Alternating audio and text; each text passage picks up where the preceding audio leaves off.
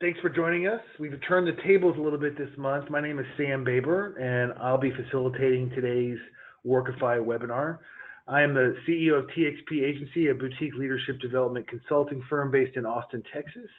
I've worked closely with Stephen and the Workify team over the past few years, and I'm very excited to be facilitating today's session.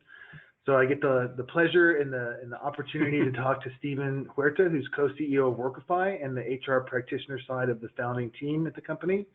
And today's topic is one of my favorites, and I know it's one of Stephen's because we certainly spend many, many hours analyzing this, but certainly looking at engagement surveying, trends in the space, the importance of it, and certainly it's something that I'm incredibly passionate about, probably not as much as Stephen since this is his baby, but something I really believe in. And so just kind of want to kick things off and let Stephen introduce himself, and then we'll take it from there. Well, thanks for the kind words, Sam.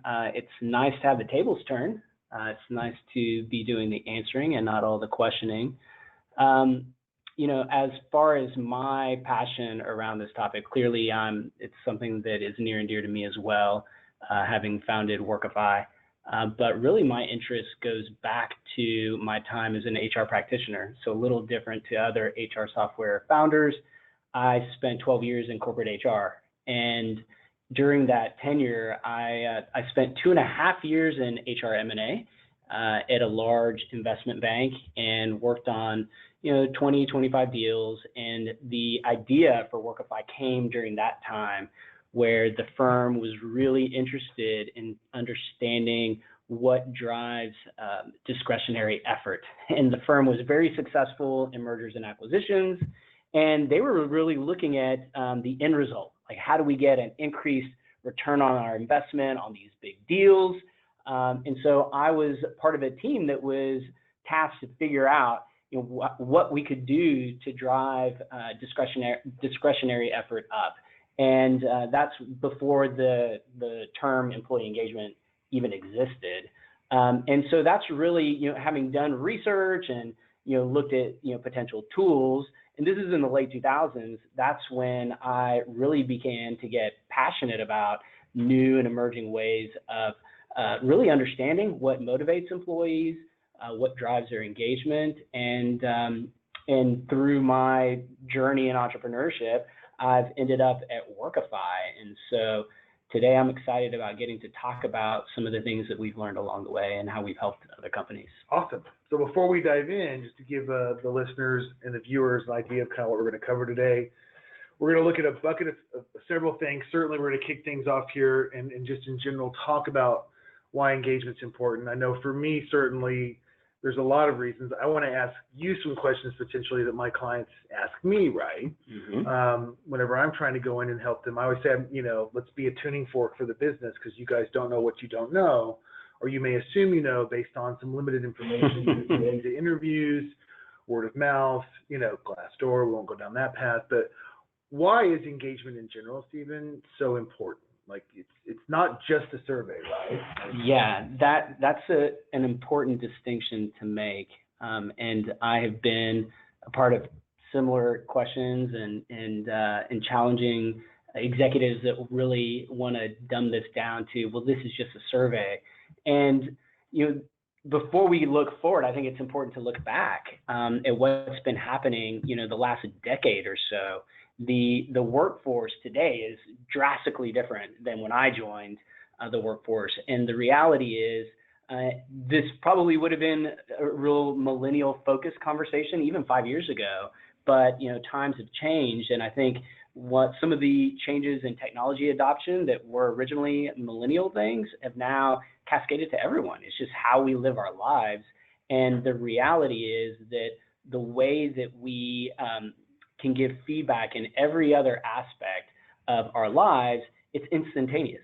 If we go to a restaurant tonight, we can leave feedback. If we go to a movie and we have a bad experience, we can leave feedback, and we know that that's going to get to someone. And if they're listening, and it's interesting to me how, from a consumer perspective or a customer satisfaction perspective, this is a priority for many organizations, but yet those same organizations question, why do we need to ask our employees? Mm-hmm. And the reality is that employees now have same expectations in their work life that they have in the rest of their life.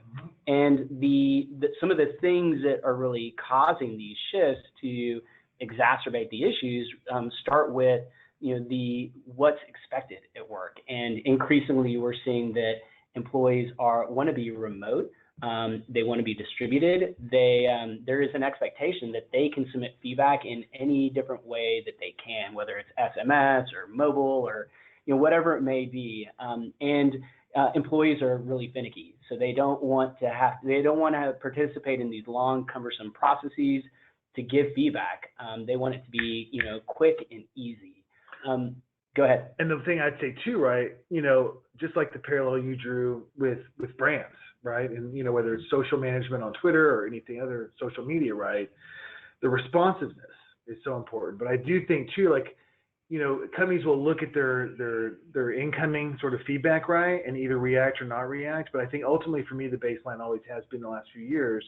Employees want to hold not only themselves, but the people they're working for accountable. Absolutely. And it's all about accountability, right? And when they send out a signal, and whether it's through this tool or anything else, and they don't hear anything back, and then they wonder later on, the employer or the executives you and I talked to, are like, why is attrition up, right? Right. And then you just look at the data, right? But yeah, I mean, this is so important. And that's what makes it hard for companies. And when we work with HR executives and teams, what HR is up against is these elevated expectations, this general lack of trust that the company's going to do anything with feedback that they do get. And so this is just compounded everything, and it can really, really be challenging. But the first thing is you have to look at what you're currently doing, right, and understand how are you going to change that to a more effective way. And so I'm curious, right? What is it beyond the survey? Why do surveys fail? What is it about surveys in general that you have seen not work? Yeah, well, the number one offender, Sam, and it still boggles my mind, is that companies are still operating, whether it's engagement surveys or annual reviews, it's still based on an annual cadence.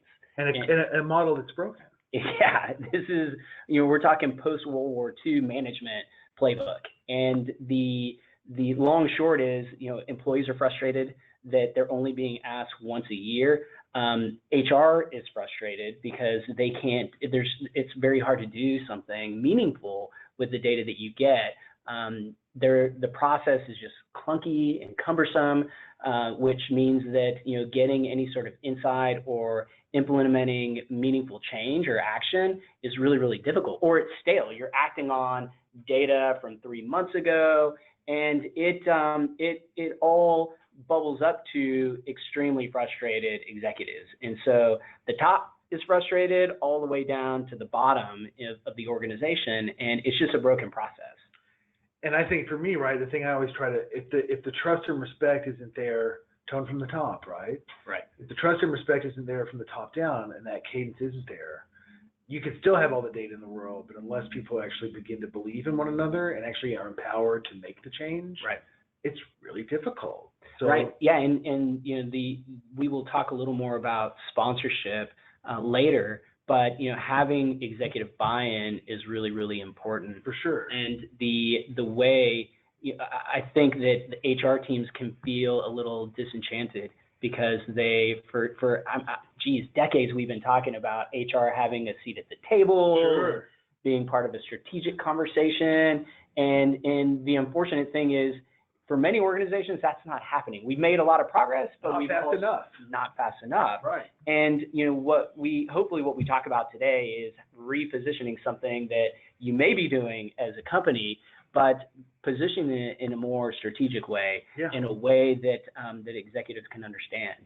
And one area that we frequently focus on with our clients is the ability to make data-backed decisions, not throwing spaghetti on the wall, not guessing at what you should do to improve communication at the company, but really having data that supports the investments that you're going to make as a company. Because if you're going to retain your talent in today's market, you better raise your antenna and pay attention. So if I want to be a part of this brave new world, right, in terms of like, how do I move into this? What does it look like? Yeah, well, this new kind of way of approaching employee engagement or annual surveys or whatever you call it is a term that's been coined by some of the kind of emerging thought leaders in the space as engagement measurement. And engagement measurement is really it's a methodology. It's a process for gathering feedback over time versus a single survey at a point in time. The difference with engagement measurement and an annual survey, another difference is that really the focus is on a research-based approach. It's looking at the statistical validity of what questions you're asking and really ensuring that you are focusing on a clear set of measurements that statistically relate and are valid and reliable to whether or not an employee is engaged or disengaged.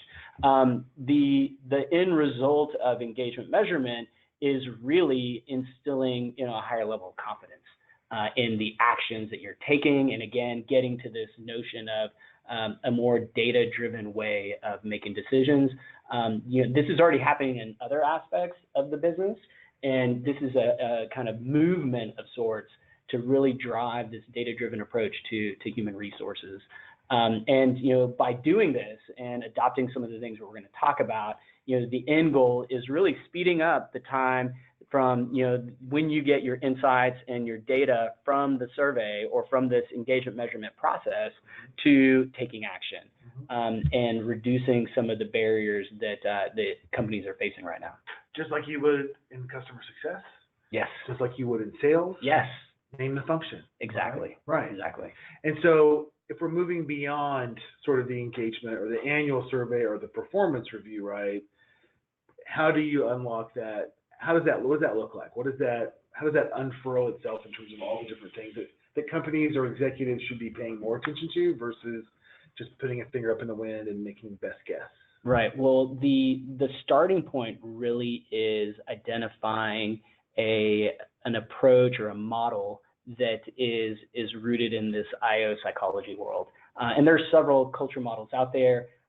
We at Workify, we've developed our own model, but if we go back to the OG kind of culture, employee engagement, godfathers, there's a Maslow hierarchy of needs, right? And that's a very simple way of understanding, the factors that will drive an employee and their level of satisfaction. And there are other models out there, and there are other solutions and providers that can help you look at engagement measurement in a way that starts with a model that has very specific indicators that will help you measure the level of engagement with your employees. And at this stage in the design of your program, what we encourage is looking at the best fit is really an engagement culture model and indicators that are going to provide data that means something to your business. And so look at the measures as a way of connecting data to your business and identify, an approach that when you eventually report results up to your executive team, that, it's going to mean something. And so as an example, we were sharing the Workify indicators. Our model consists of 6 engagement indicators, but there are other models that have up to 12, and even more than that. But what we feel is the most important thing is that you start with these key measures.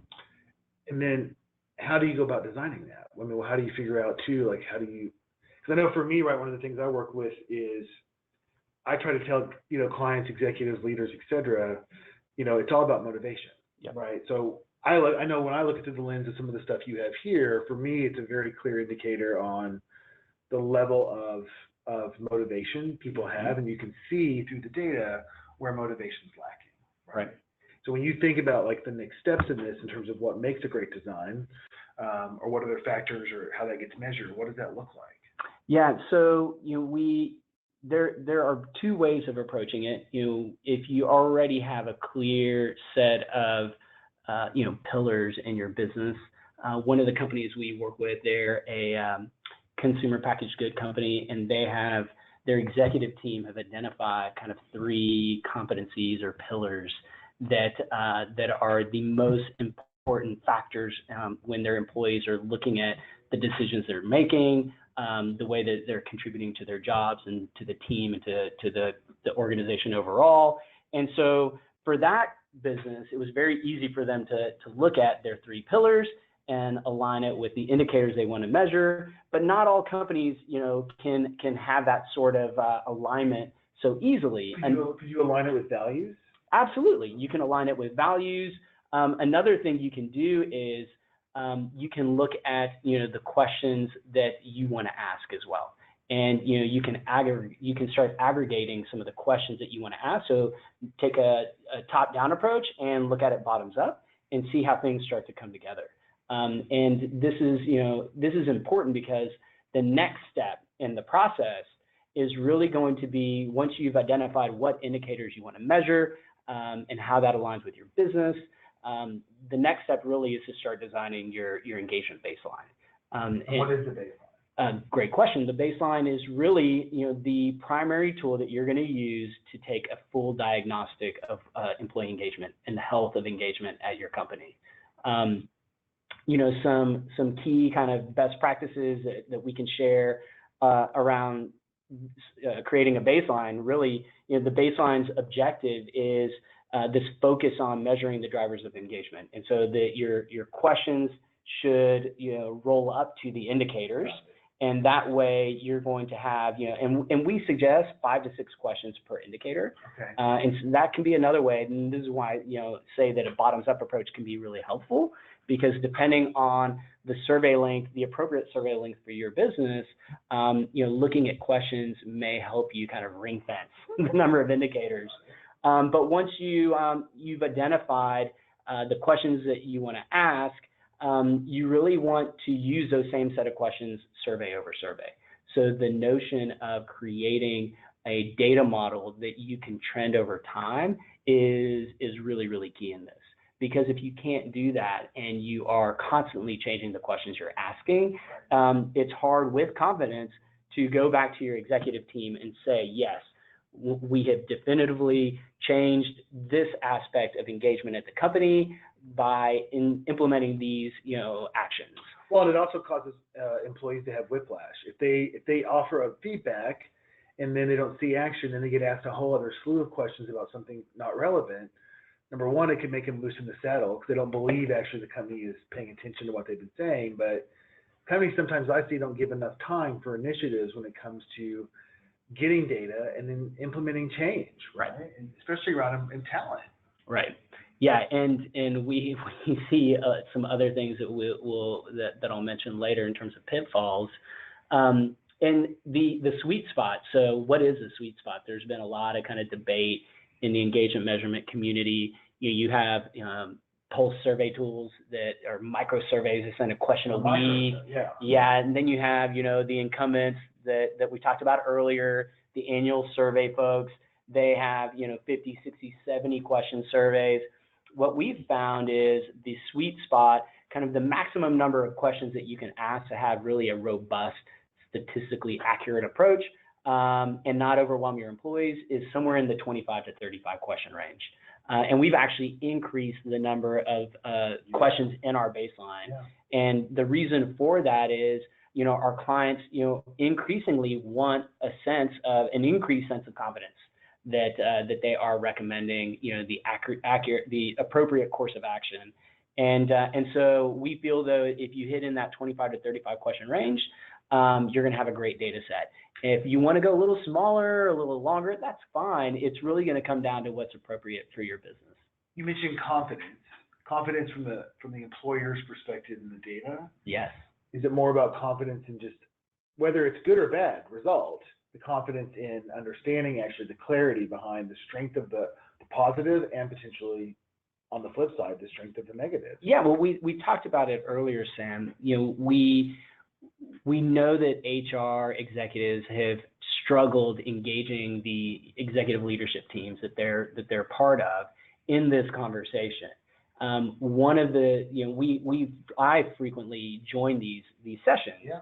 And one of the things that we've noticed is that if you cannot, with conviction and confidence, stand in front of your executive leadership team and explain why these results are accurate, then you fold. And we see it all the time, and you undermine all the work that you've done. And when on the topic of sponsorship, you risk losing the one or two sponsors that you do have in the ELT. Sure. And then on top of it, right, if that happens, the employees who gave it their all in the survey, who best foot forward, right, then ultimately realize they're not listening. Yeah, this is a joke. Right. So the attrition is up.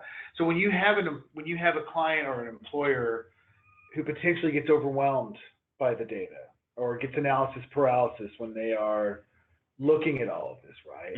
What are some of those ways or techniques or things that you isolate and look at and drill down in for them when they're dealing with that? Yeah. So earlier we talked about the difference with between engagement measurement and an traditional annual approach. Sure. And one of the things that I mentioned is the notion that engagement measurement is a methodology. It's not a single survey. Right. And this methodology, what we found is the best approach is not stopping with your baseline. That's to your point, a lot of times teams will get bogged down with all the data. Executives want everything to be fixed. The HR organization is overwhelmed because you're trying to fix everything, so you end up fixing nothing. And so what we see as an emerging best practice is the notion of a drill down survey. And the drill down survey really is a follow-up pulse survey. It's a smaller survey where your baseline is 25 to 35 questions. Right. The drill down pulse survey is 8 to 12 questions, maybe a little more than that. And the idea is the drill down is going to look at the end goal with your drill down is to get to the underlying root issue. So what is actually, if we identify that something that came out of the baseline. Right. So for example, let's say the issue is leadership. Yeah. Right. We see that the indicator of leadership is the lowest scoring or second lowest scoring question. The qualitative data is further supporting that there are leadership alignment issues. That can mean a lot of different things. And so what we would do is we would recommend that you conduct a leadership-focused drill down survey. And the drill down survey will help you assess not only the indicators, but if you can structure this appropriately, it will also assess some other influencers. It could uncover things. Yeah, absolutely. And you may uncover that you have accountability issues within your leadership team. Or within one part of the business in particular. Absolutely. Right. And if you're using an analytics tool, that will help you pinpoint accuracy, will help you identify where that pocket of accountability or lack of accountability is.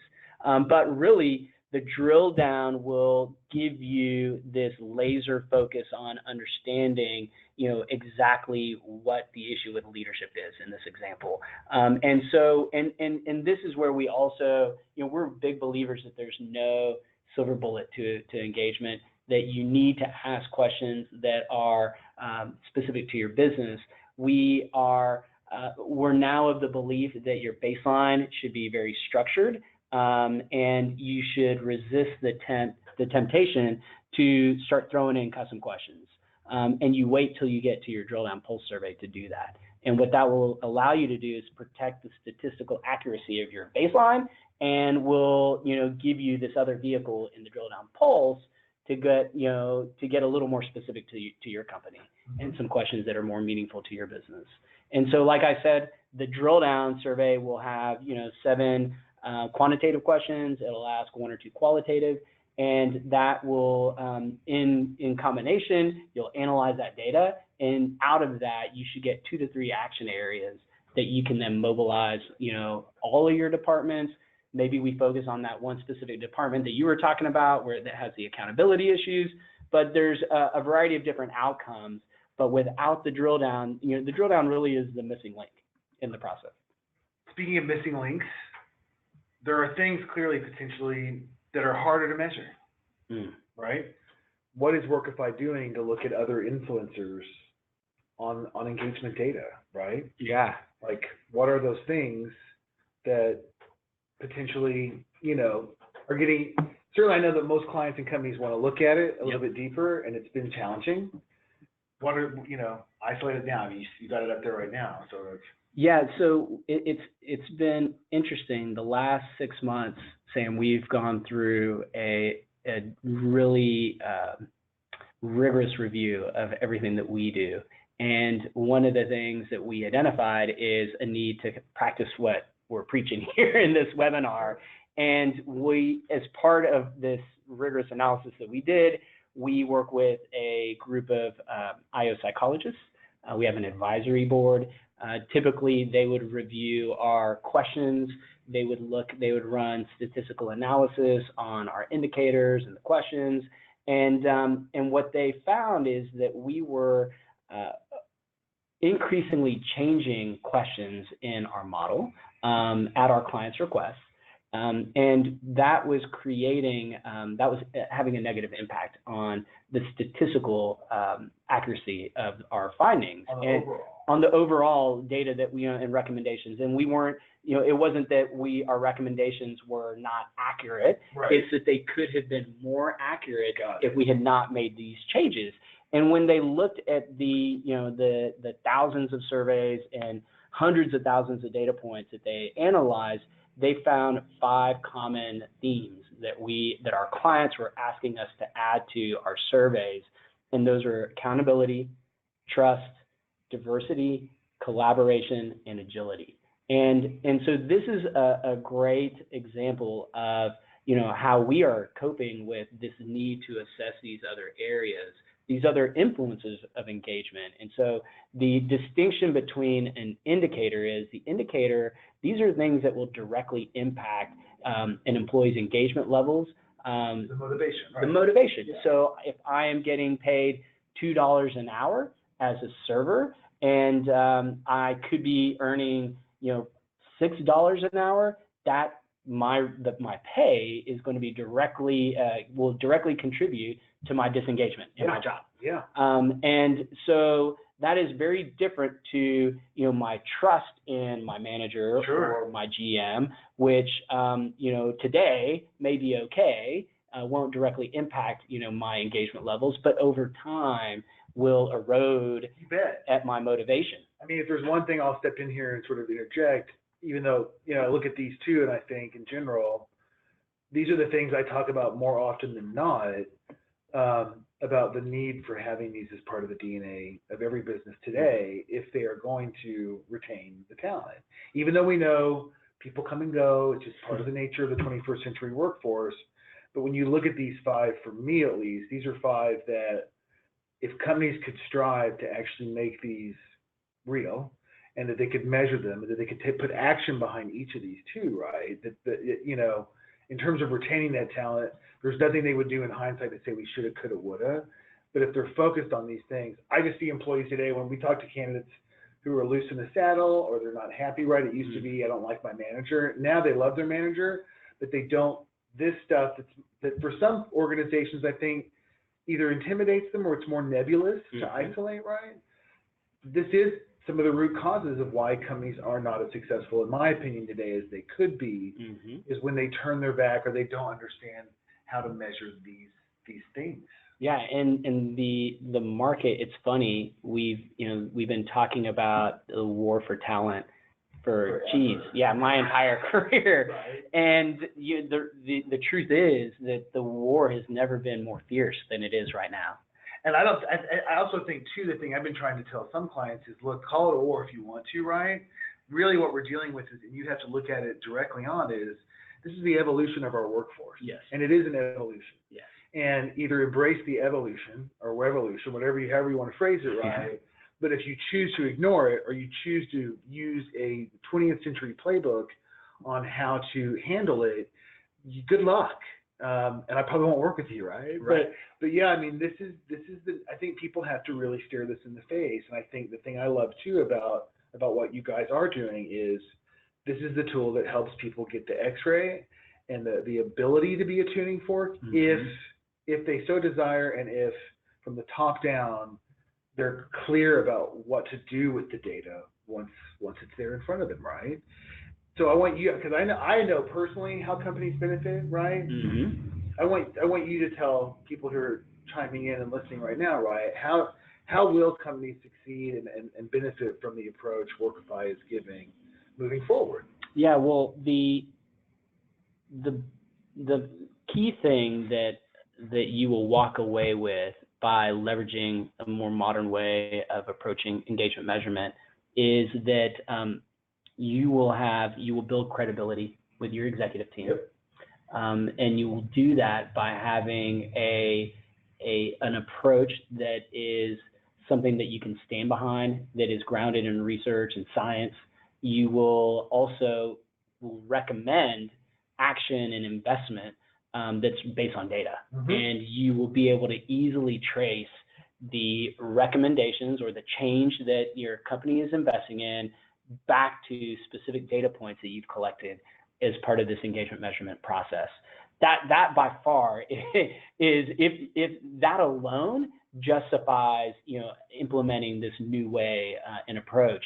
But in addition to that, the second benefit that you're going to see is speed. Yeah. It astounds me when we start working with clients.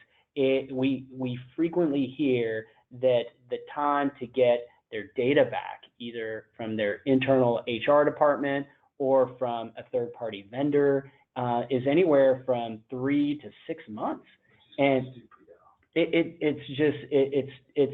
doesn't work for a modern business. And if you follow an approach like what we just walked through, you're going to be able to reduce the time from getting your insights, and then from insights to action. And you're going to be able to do that because, again, you're going to be able to trace back. Mm-hmm. We see that there's an issue in accountability, and that issue in accountability is impacting, our leadership methodology, or our discipline around leadership. And here are the things that we need to do to make change. And so those are two very clear improvements and benefits that we see, and we talk to executives about post implementing a program like this. And that this is what you have to look forward to. Yeah, like you said, and we talked about earlier too, right? Though, I mean, it's you can get all the data and all the insights. You can have the ability to move quickly, but again, the key stakeholders have got to be willing to either empower the person driving this or collectively as a team invest in it, where the majority of leadership is ready to execute on whatever actions the data actually asks them to do. Absolutely. If you don't have that, then it's going to be a struggle. Sure. And that's probably should be the topic of our next conversation, because I think that in itself, getting executive buy-in and a belief that employee engagement is something that matters. I was fortunate to work for companies, going back to the mid 2000s, Right. that saw it all the way back then. Sure. And invested in me and a team to go figure out how we could do it better at the time. But unfortunately, there are still companies that aren't fully bought in, and that is changing. But and it's not a but, it's really an and the more that HR organizations are changing their approach and legitimizing what they do, Yeah. by following some of these steps, Yeah. they're going to take bigger steps in getting more executives on board. It's a shift, yeah. I mean, go from tactical to strategic. And like I said earlier, right, how this, the impact on other functions looking at their data, right? Give HR that seat at the table, right? And at least empower them to make some change. So before we wrap up too, what are some recommendations to wrap up, right, for people who are listening? What are some things for you that you think are really important takeaways in terms of this topic around engagement? Yeah, my first point would be to stop winging it. It's amazing how many companies are still throwing a survey together and sending that out through a free tool or an internal tool, and they're compromising anonymity. They are losing credibility, And they are, I often say that it's never been easier to send a bad employee survey. 100%. And anyone can go out and Google questions to, employee survey questions, and you're going to find some legitimate sources, and you're going to find some very, very poor sources. But if you don't wrap this around a thoughtful and deliberate approach, then your results are going to be poor. It's all for nothing. Right. No, yeah. And if you don't know how to analyze the data, because if you have a free tool that doesn't do that for you, and sometimes even if they do try to do it for you, you could misinterpret it 6 ways to Sunday. Well, yeah, and the reality is, and I guess this is my second point, is really focus on getting a tool set or solution in place that will help, that will make your job easier. Another issue that we often see is HR teams feel like this is something that they should be able to do. And, the reality is they may be able to do it, but there are now, several solutions out there that have now taken this science and have really, moved it so far forward that to invest as an HR team the time to build it yourself or try to do this on your own, it's actually taking your time away from actually helping the business in your real job in being a strategic HR professional. As we all know, you can build up that team, but the minute the business hurts, HR is one of the first teams to get cut. Yes. So what was it for? Right, and the analysis is like, well, where can we cut? How do we get time or headcount or tool spend down? And you can do. The great thing is several solutions out there now are not only going to help you with engagement measurement, but will also help you with just measuring the employee experience. We haven't even talked about that really today. And really getting an understanding of how the employee experience is changing over time. And so it's a really exciting time for engagement measurement and HR technology because the software solutions are making such massive strides. And they're essentially making it a no-brainer for HR teams to find someone else to help, an expert to help. Than it used to be. Right. From there, I think the last thing is, once you have a structured approach and you have a tool set that's really going to enable you to get through this process in a way that will build credibility with your executives, you really need to avoid analysis paralysis. And this isn't really an HR-centric issue. It's really the business. The business is going to want you to cut data in a million different ways, because oftentimes it's like a performance review, right? I don't like my negative scoring areas. I want to understand, like, tell me more. And the reality is the scores are the scores, right? And there's feedback. I believe all feedback is meaningful. It should be. It should be, yeah. And rather than kind of falling into that trap of analyzing and further analyzing, really focus on driving a conversation that is centered around the insights that your data has generated, the how this is impacting the particular business that you're talking to, and the appropriate action that you can take. It should be an action-focused conversation and not a digging into the data deeper conversation. And I think to your point, back to the influencers, right, that we talked about, right, this is trust and accountability. Yes. Right? Like, if there was more mutual trust and respect across the business, then, I use the word guidance versus feedback a lot of the times, because it's, look, we're not just giving you this data for the hell of it, right? We're trying to guide you to not only sometimes discover what you didn't even realize was your own potential, right? That, that failure is okay as long as you're learning from it and you're growing from it. But too often, right, people get feedback. They either opt in or opt out of listening to it, and there's no one there to actually help them figure out a strategic way to get through it to become better. Right. But I look at some of the data, right, that I've gotten from working with you guys too, and it's, look, the solution is there if you look for it, if you want it too. Right. But you've got to trust it. Right. And you've got to hold yourself accountable and the people who are working for you accountable, and hopefully that bleeds through the whole business, right? Right. And with the HR practitioner hat on, you've been hired to be an advisor, and the more that you can advise and not fall into a position of having to justify, the stronger and more effective you will be in serving the business, and the better off the business will be, and then you're going to be one step closer to the seat at the table that everyone keeps talking about. And so those are really the three things that I would leave the listeners with. And of course, do your research. There's a lot of great stuff that you can find. Just be thorough and fact check your sources. And if you can align yourself with the right research and materials, you can follow some of the steps that we covered today. Your program's going to fall into place.